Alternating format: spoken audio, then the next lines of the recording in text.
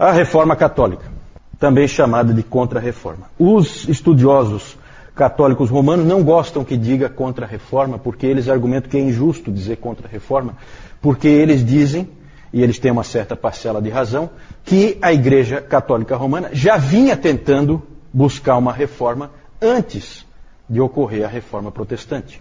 E de fato, né, tem a Reforma Conciliar, houve tentativas, né, de a Reforma Gregoriana, houve tentativa de colocar a coisa um pouquinho melhor nos eixos, né? Mas é claro que o momento com a Reforma Protestante não dá para não chamar também de Contra-Reforma, porque a coisa agora ganhou força porque tinha um estímulo, né, uma provocação, vamos dizer assim, certo? E, na verdade, a gente foi falando de vários movimentos reformadores até agora, e aí vem a pergunta, como fica a Igreja Católica Romana, certo? E o Dr. Calhoun foi muito feliz quando ele colocou a ideia, para nós talvez não faça muito sentido, mas dá para a gente acompanhar mais ou menos. Ele compara com uma partida de futebol americano, o que aconteceu no século XVI. Como se fosse uma partida entre protestantes e católicos, certo? O futebol americano ele é dividido em 4 quartos, não é como o futebol nosso que são 2 tempos, são 4 tempos na verdade. E geralmente um ponto completo, em que você faz lá o famoso touchdown, você marca 7 pontos. 7 pontos numa vez só, porque você fez lá completamente uma determinada jogada, que é a que faz você pontuar mais. E aí ele organizou assim, né, para tentar ficar didático.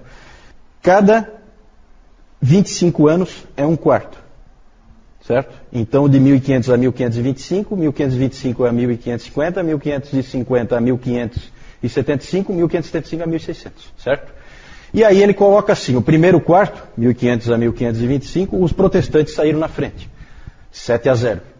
Depois eles ganharam ampla margem, ampla vantagem no segundo quarto, ganhando já de 35-7, certo?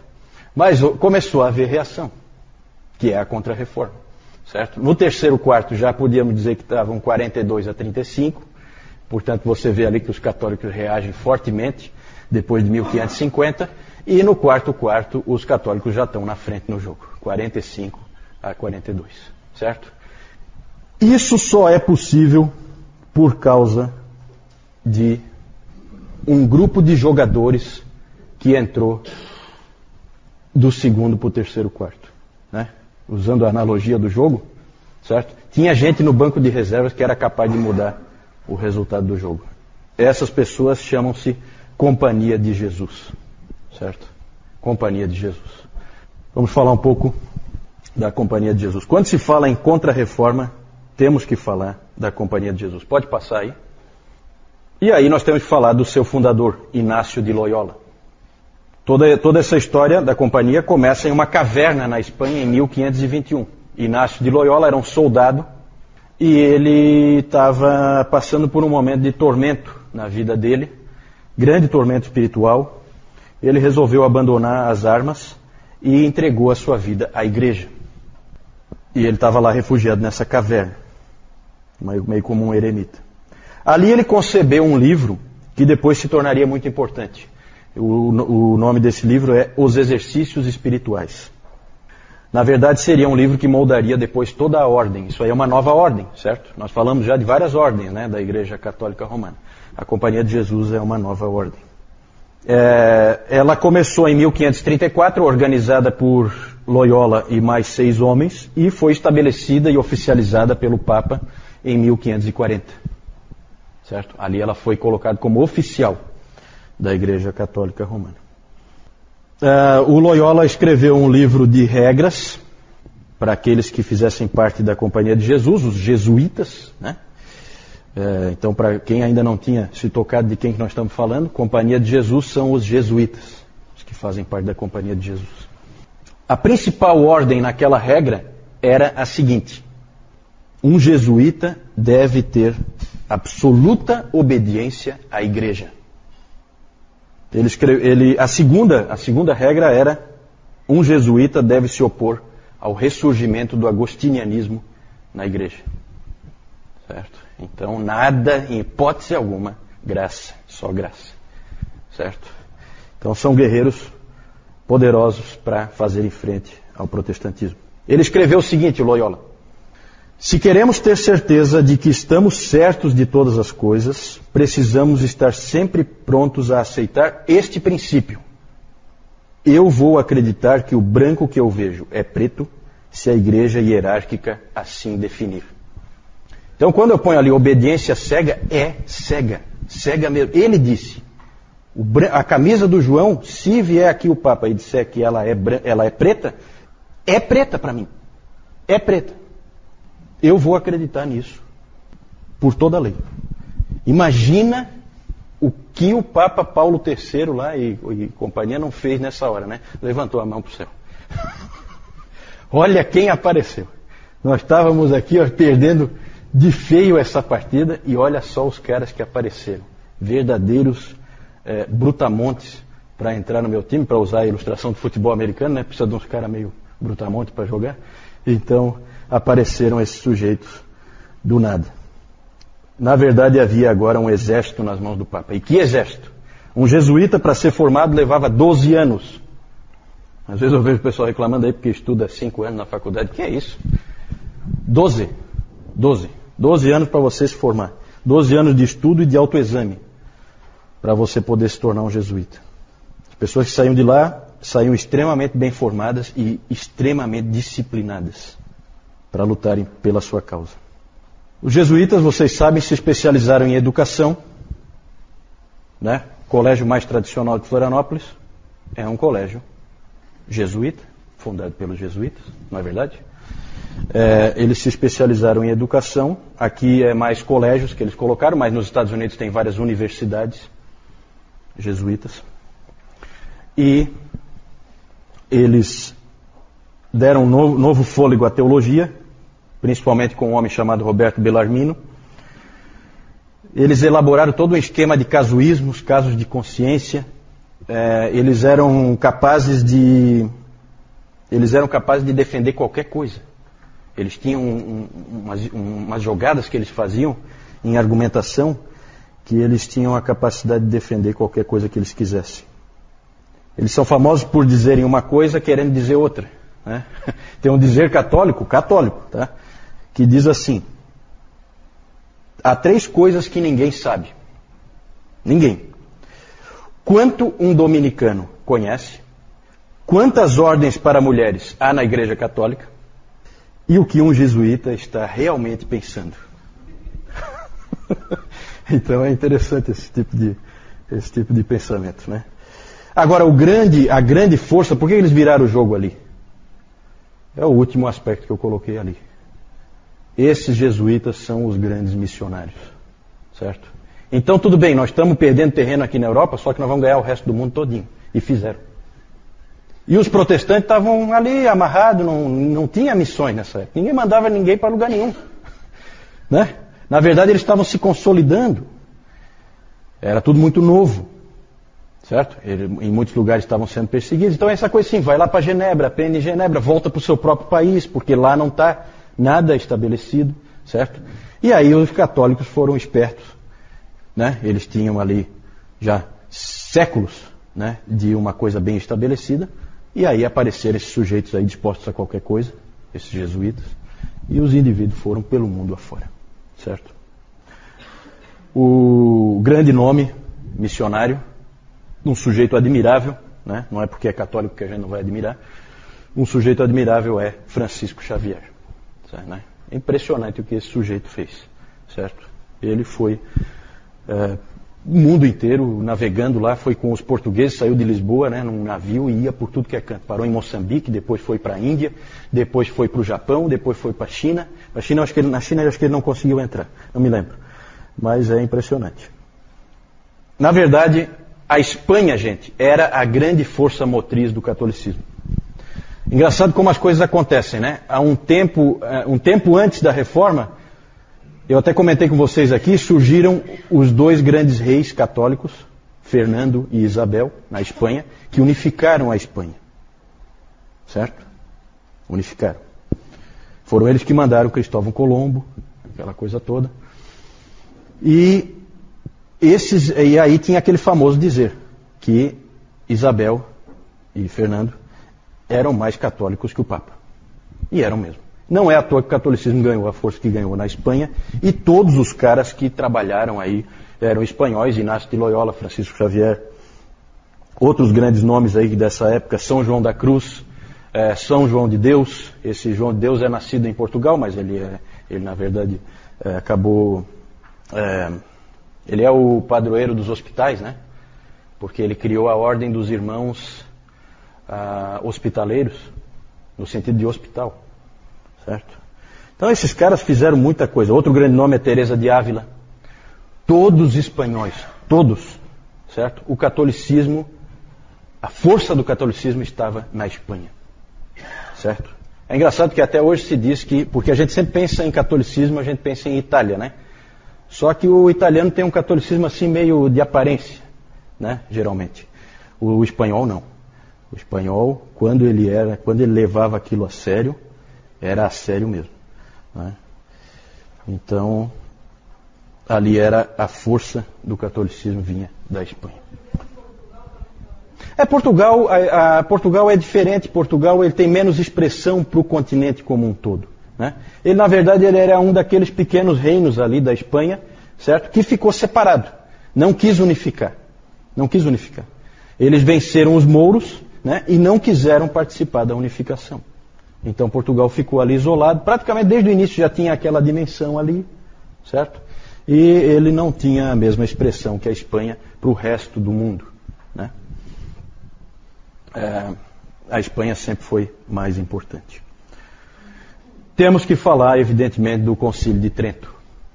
O Concílio de Trento, porque assim, né, falamos dos jesuítas, mas os papas no início não conseguiram reagir adequadamente ao que estava acontecendo na Reforma. O Papa Paulo III, ele tentava alguma coisa, mas era difícil. Convocaram então esse concílio, o Concílio de Trento, que começou em 1545, foi até 1564.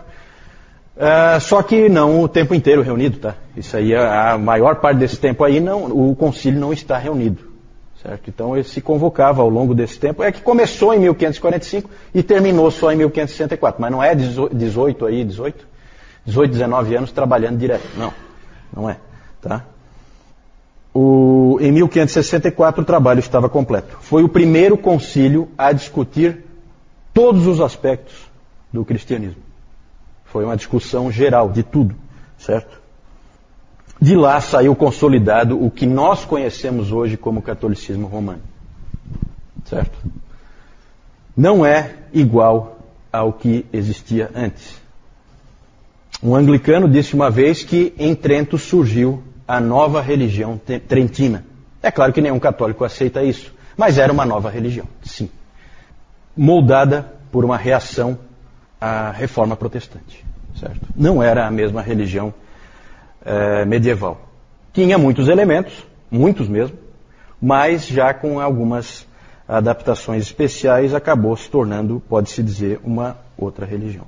É interessante que na igreja Santa Maria Maggiore, onde eles se reuniam, foi escrito na parede um dizer, né, colocaram assim: aqui o Espírito Santo falou pela última vez. Que humilde, né? Então, acredite quem quiser. Algumas ênfases de Trento.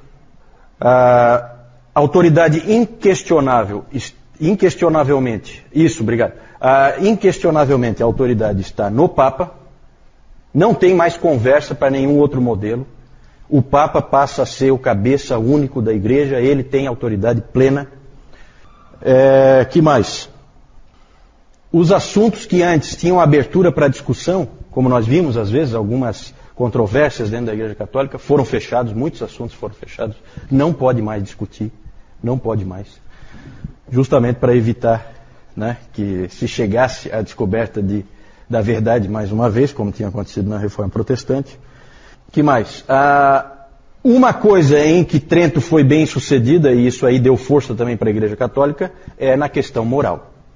Nunca mais, depois de Trento, nunca mais a Igreja Católica Romana desceu a um nível tão baixo como tinha descido antes da Reforma Protestante, né? Então, até para a Igreja Católica Romana foi boa a Reforma nesse sentido, certo? A Reforma Protestante ajudou eles a conseguir o que eles já vinham tentando sem sucesso.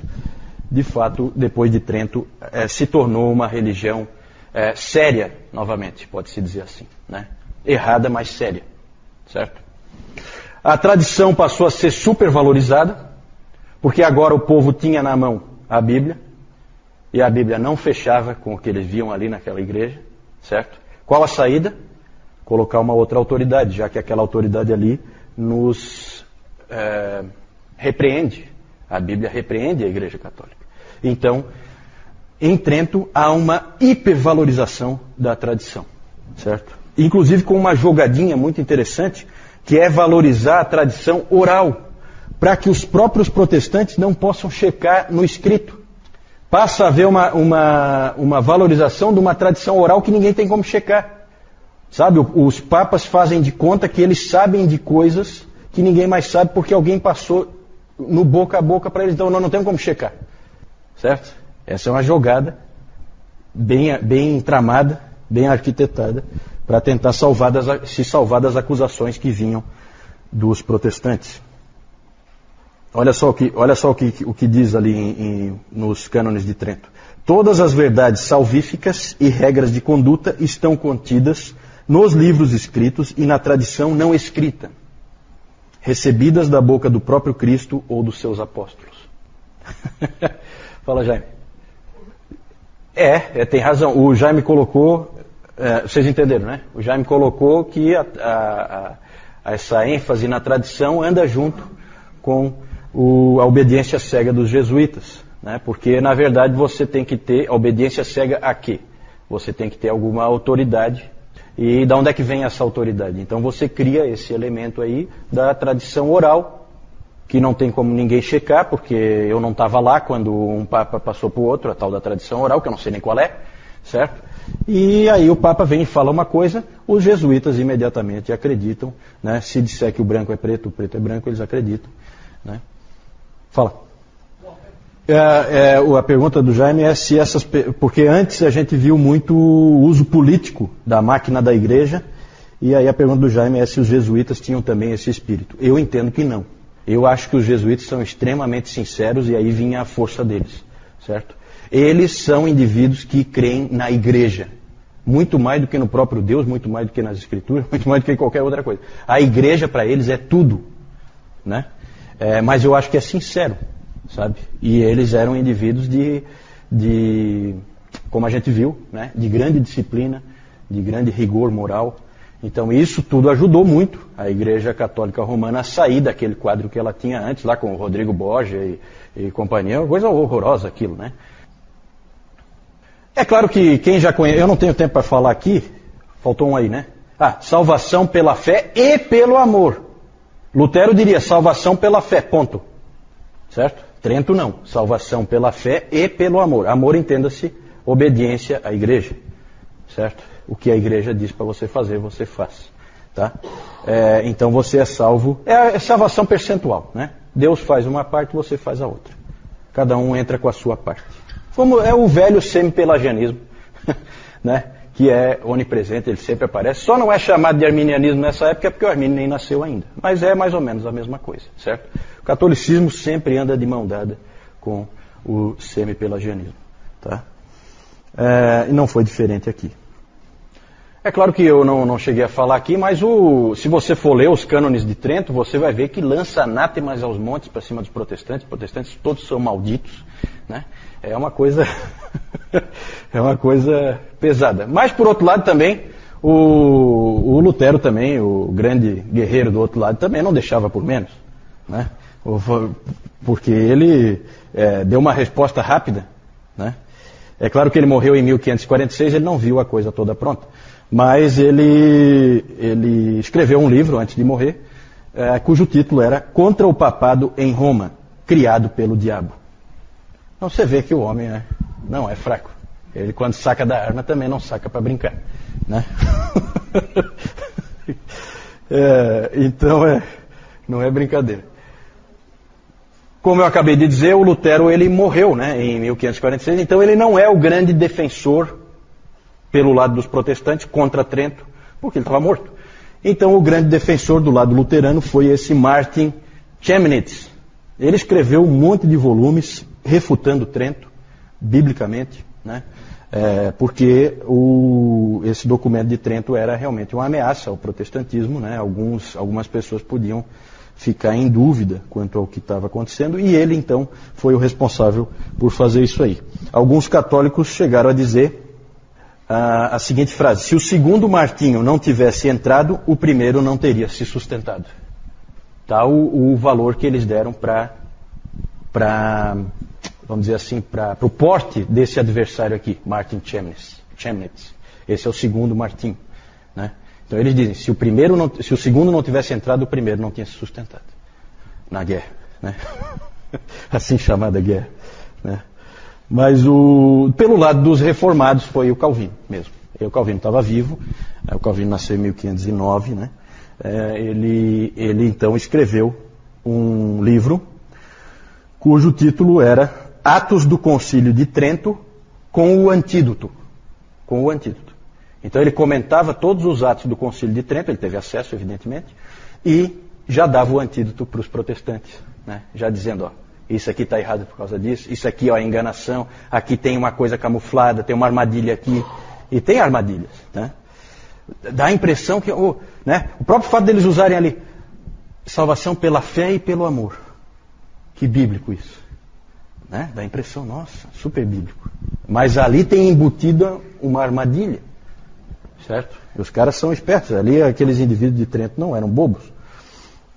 Ele queria, o Calvino, se certificar de que os protestantes entendiam com clareza o que Trento estava dizendo e como responder ao que Trento estava dizendo. Calvino disse o seguinte: o todo pode ser resumido assim: o erro deles consiste em dividir a obra de Deus, dividir a obra entre Deus e nós, semi-pelagianismo, para que possam transferir para nós a obediência de uma vontade piedosa, recebendo a graça divina. Enquanto que, na verdade, essa obra é exclusividade do próprio Deus. Para traduzir isso aí, é o seguinte: a salvação é obra de Deus somente. A fé e o arrependimento não são condições para a salvação, como creem os católicos. Eles são parte da salvação. Fazem parte da salvação. São dons, como a Bíblia diz. O dom da fé, o dom do arrependimento. São presentes, são coisas que você recebeu. Certo? Nada de semi-pelagianismo. Sempre, tá, gente? Quando a gente fala assim, essa discussão, arminianismo, calvinismo, que bobagem. Que bobagem. Na verdade, ninguém, só esse indivíduo que está dizendo isso, acha que isso é uma bobagem. Isso é o cerne. Esse é o ponto de divisão. Esse é o principal aspecto. Lembra do Lutero e o Erasmo? Que o Lutero agradeceu o Erasmo porque o Erasmo foi para o único ponto certo, que é esse aqui. O resto é perfumaria. O resto é importante, mas é o que vem em torno. Vem com o pacote. O cerne é essa questão da graça de Deus e da salvação do homem. Certo? Quem é que se salva? É o homem que se salva a si mesmo ou é Deus que salva o homem? Esse é sempre o ponto principal. Vamos em frente? Aí então, só mostrar para vocês rapidinho. Aquela lá é a viagem do Francisco Xavier, que aparece aqui embaixo. Então ali tem os anos e tal. Muito para a época, gente, impressionante o que esse homem fez. Ele saiu de Lisboa, certo? Num navio português, por isso que parou em Moçambique. E fez toda a obra que fez, chegando até o Japão. Esse Francisco Xavier é incrível. Tem histórias dele que são incríveis, né? Ele ia no meio dos leprosos, ele não tinha medo de nada.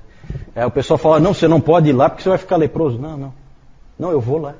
Não tinha isso. Para ele não tinha limite nenhum, né? Realmente a gente precisa, é aquela coisa, não é do outro time, não é do meu time, né? Mas é um cara que eu tenho que dizer que é um excelente jogador, né? Vamos usar aquela analogia, né? Não dá para não admirar, certo? Ali o Martin Chemnitz, o Inácio de Loyola, o Concílio de Trento reunido, com toda aquela pompa, né? E o Papa Paulo III. Está meio cansado ele, parece. Acho que é muito problema, né? Muito problema. Vamos lá, pode passar.